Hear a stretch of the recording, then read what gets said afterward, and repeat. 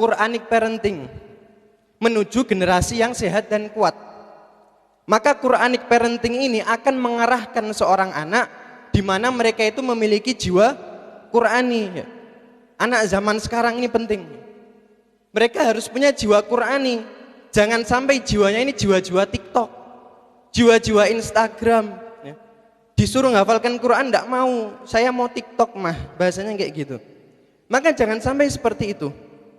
Dan inilah adalah suatu yang telah disampaikan jauh-jauh hari di dalam Al-Quran, di mana tema utama kita yakni adalah Quran surat An-Nisa ayat ke-9, di mana Allah Subhanahu wa taala telah menyampaikan wal yakhshal ladzina law taraku min khalfihim dzurriyyatan dhi'afan khafu 'alaihim. Di mana hendaknya kita ini sebagai orang tua ya, mungkin ibu-ibu ya, saya kan OTW insyaallah nggih. Jadi didoakan nggih. Jadi untuk ibu-ibu di sini dan untuk saya juga ya terkhusus, hendaknya kita ini takut. Takut karena apa? Jangan sampai muncul setelah kita yaitu generasi-generasi yang lemah. Generasi-generasi yang mereka ini tidak memiliki kekuatan jiwa. Jadi kita ini harus sehat, pertama jasmani, yang kedua rohani. Maka kesehatan rohani dengan cara apa? Memperkenalkan anak-anak kita dengan Al-Quran.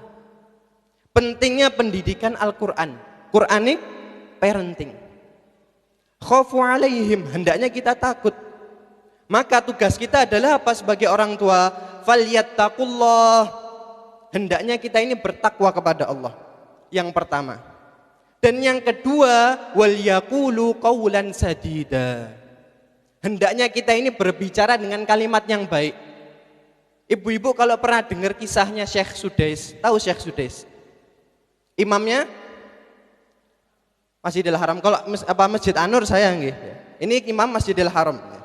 Maka apa? Syekh Sudais ini ketika dia masih kecil, masih ginu-ginu, masih imut itu ya. Beliau ini pernah dikenal sebagai anak yang sangat nakal. Nakalnya luar biasa. Mungkin sama saya lebih nakalan Syekh Sudais ini ya. Beliau ketika kecil dengan kenakalan yang luar biasa, ibunya itu apa? Sempat marah sama Syekh Sudais. Lalu apa? Ibu-ibu kalau misalkan marah, kira-kira yang keluar apa, Bu? Ki bocah buandelera umum tuh. Kowe tak pondoke lho. Nah, itu. Ini kalimat senjatanya itu. Maka saya tuh yang anak pondokan tuh kadang-kadang ngenes, iki pondok apa penjara gitu ya. Kok digitukan? Kowe tak pondoke lho. Kan mungkin bahasanya seperti itu.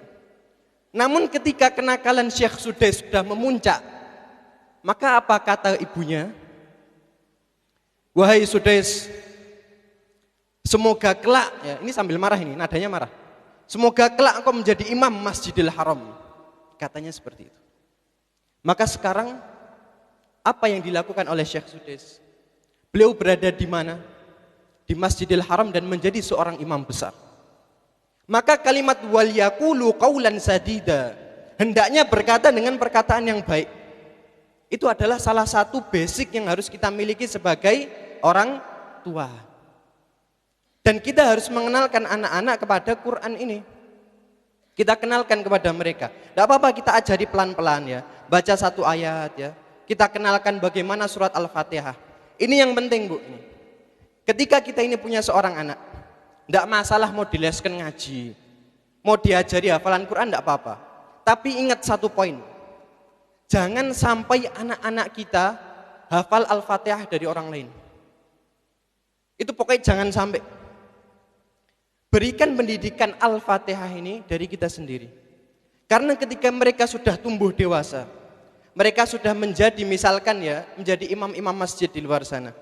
Setiap kali mereka membacakan Al-Fatihah, Alhamdulillahirabbil alamin, Ar-Rahmanir-Rahim, Malik yaumiddin, Iyyaka na'budu wa iyyaka nasta'in, Ihdinas siratal mustaqim, siratal ladzina an'amta 'alaihim, ghairil maghdubi 'alaihim waladdallin. Pahalanya itu ke ibu-ibu semua loh. Satu hari mereka sholat 5 kali. Belum ditambah sholat duha, belum ditambah sholat tahajud. Semua pahalanya kembali ke ibu-ibu semuanya. Maka jangan sampai anak kita hafal Al-Fatihah dari orang lain. Tapi kalau kedepannya pengen hafal Quran 30 juz, ya monggo dipondokkan, Bu. Jangan diajari, ayo hafalan sama ibu 30 juz. Bingung nanti malahan. Jadi poinnya pertama di situ. Yang kemudian ya, poin selanjutnya di mana tadi Dr. Ardi sudah menyampaikan bahwasannya anak-anak kita ya normal lah, namanya orang tua sayang sama anak. Yo apa eneng orang tua benci mbek anake dhewe, kan tidak mungkin. Kita sayang dengan anak-anak kita. Tapi pada dasarnya ya, anak-anak kita suatu saat nanti akan pergi. Mereka tidak akan selamanya bersama dengan kita, begitu pula kita tidak akan selamanya bersama dengan mereka. Maka telah Allah Subhanahu wa taala ingatkan di dalam Quran surat At-Taghabun ayat ke-15. A'udzu billahi minasyaitonir rajim, innama amwalukum wa auladukum fitnah. Kadang-kadang anak-anak kita, keluarga kita itu bisa menjadi fitnah bagi diri kita sendiri. Ketika kita terlalu sayang kepada mereka, sehingga ketika mereka ingin segala sesuatu kita akan berikan.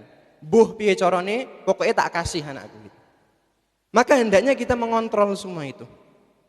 Mengontrol dengan memberikan Quranic parenting. Di mana di ayat setelahnya disebutkan fattaqullaha mastata'tum. Bertakwalah kalian semampunya saja. Enggak usah muluk-muluk. Enggak harus sempurna, wong kita ya bukan nabi kok. Kita bukan makhluk yang sempurna, kita bukan malaikat. Falyattaqullaha mastata'tum. Bertakwa semampu kita. Wasma'u. Lalu kita dengarkan ya. Kita mendengar wa ati'u, lalu taat kepada Allah Subhanahu wa taala. Dua cara ini, mendengar dan juga mentaati.